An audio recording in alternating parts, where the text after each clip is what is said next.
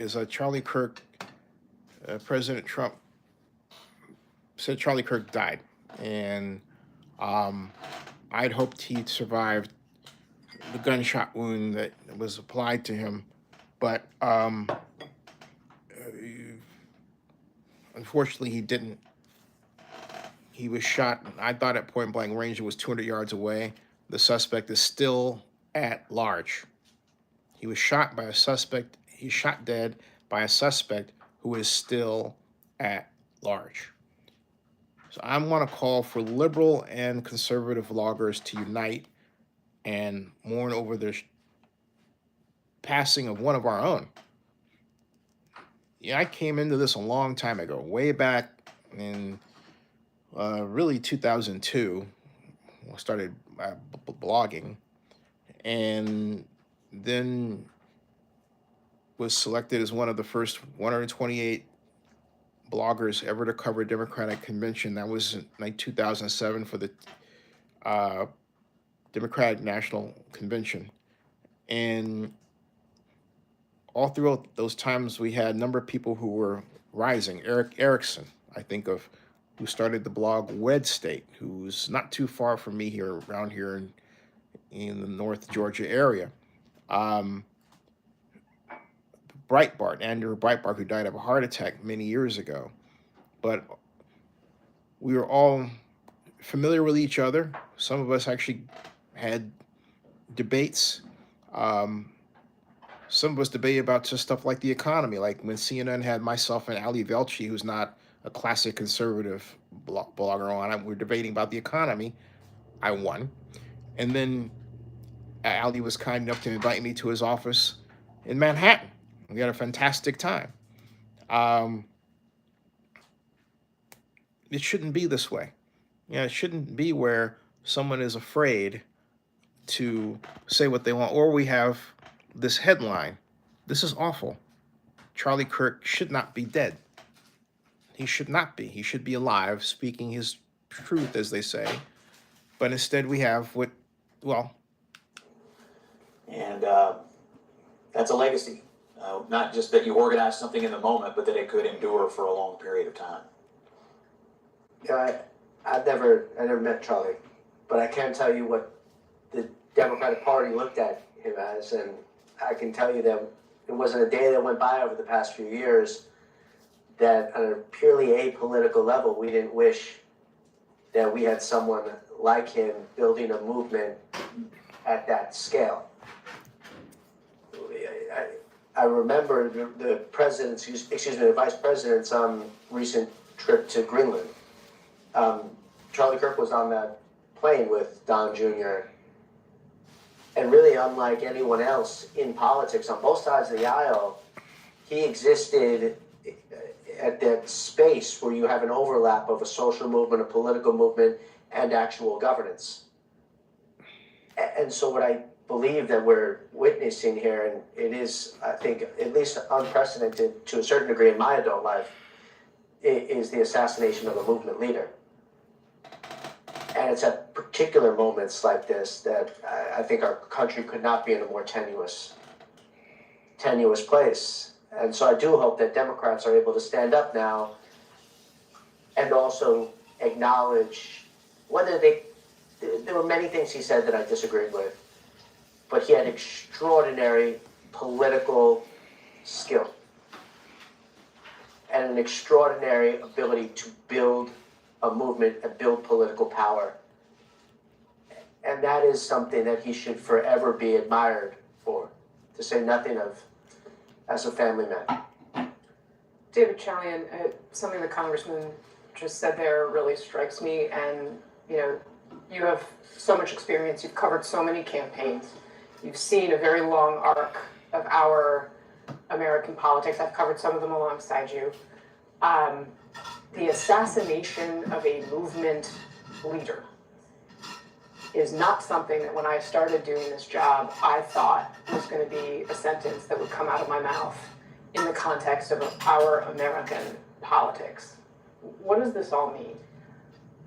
Well, you're right. That sentence wouldn't come out of your mouth, but you do think back to last summer, and think back to watching an attempted assassination of a movement leader, and so we've been in this moment, and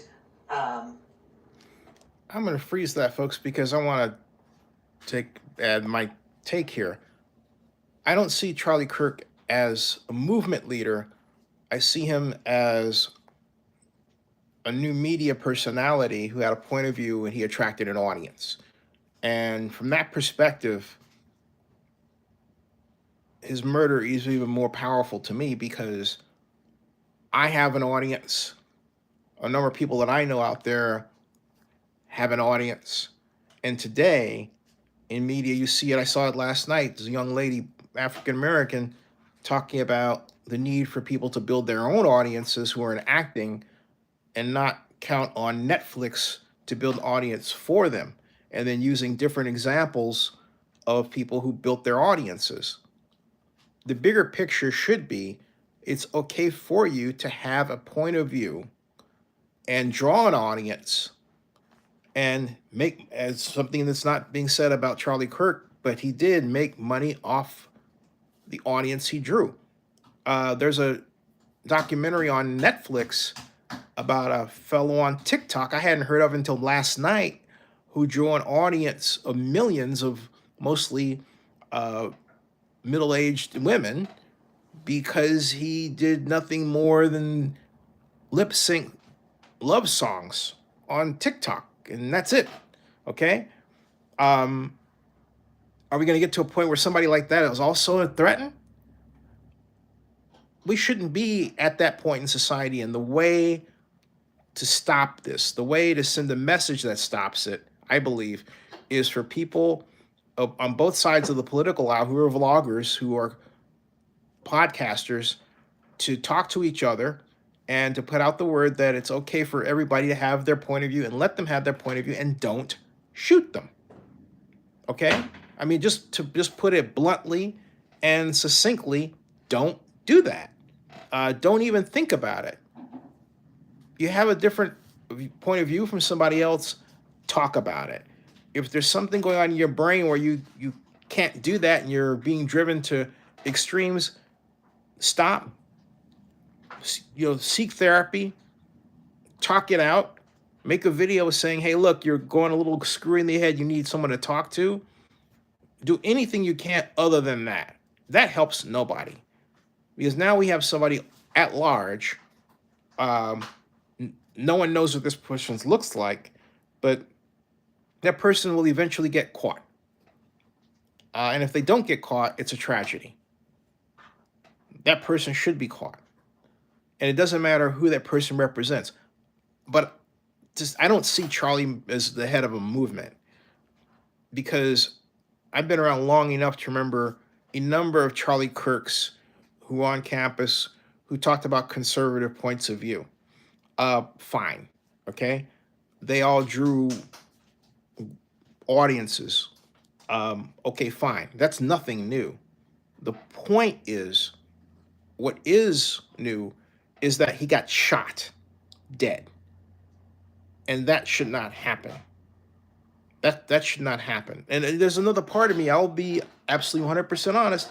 There's a part of me that wonders if the person who did the killing was actually themselves conservative. We assume that this person was from the other side of the aisle, right? But maybe this person thought that having him out of the way would push politics in a certain direction. We're in a place in society where there are people who do PR, who see actions like that as part of as a necessary tool for what they do. I kid you not. So do not put it out of your head that the person or persons behind this were themselves conservative. That is very possible. And that's why people who are liberal should stand up and say, you know what, this is wrong. If only to really encapsulate the idea that the person who did this is somebody who actually agrees with what Charlie says, but is trying to change the political landscape in a certain way. dare I say, to get the conversation further off Epstein. All right? Because how many wild events have we had happen this year and in the wake of these Epstein allegations, charges, files, documents, everything else? Okay? And now we have this. All right? So if you're a liberal vlogger, get out your camera and start talking. If you're a conservative vlogger, get out your camera and start talking. You want to have me on your show? Let's talk. What we all need to unite is one media message. Charlie Kirk wasn't a movement guy. Charlie Kirk was a media guy. I want that emphasized because you have people on traditional media giving their spin. But I am new media, or we used to call it new media, now we call it social media, okay? But I go back to, and Google will tell you, I am a Web 2.0 pioneer, which means I'm old. Don't look like it, but my whole point is I am what I am. I've been around a while, and I'm proud of it. Long enough to remember when I briefly contacted with Alex Jones regularly. We didn't see eye to eye on anything political. Well, on a few things, all right? But we were in contact because we were both on YouTube. We were YouTubers. So we have a responsibility. Alex, if you're out there, you have a responsibility. And by the way, it might be a good idea to do it now to burnish, to kind of clean up your credentials, by the way. Seriously, we all have a job to do here. And it's a serious job. It's a big job. And it's got to be done. It's got to start right now. So I am striking the match, Mission Impossible style, for those who think it's an impossible job. I don't. It's something we've got to do. We've got to unite.